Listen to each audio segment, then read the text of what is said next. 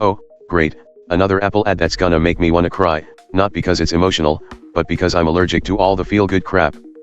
Pro family this, pro hearing aid that, who are these people? The only thing more cringeworthy is when they think putting a dad with hearing loss in an ad makes them woke. Newsflash, it doesn't. That's just lazy, motherfucker. And what's up with the antidote to woke advertising narrative? You mean like, we've been too sensitive, so now we get an ad that's trying to guilt trip us into buying stuff because it's not woke enough? Give me a break. It's just Apple trying to make us feel better about their overpriced AirPods Pro 2s. Hey, I can hear my daughter singing. No, dude, you're still a middle-aged dad with hearing loss, that doesn't mean you're some kinda hero. And have you seen the commercial? It's like they took every cliche from a Hallmark card and mashed them all together into one big mess. Loving family, hearing aid feature, dad's heartwarming moment, ugh, it's all just so American. I mean, where's the nuance?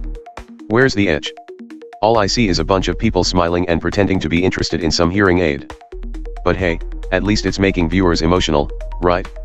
Because that's what advertising should do, make us feel like crap about ourselves while we're buying our feelings back. That's not marketing, that's just psychological manipulation, or whatever the fuck they call it these days.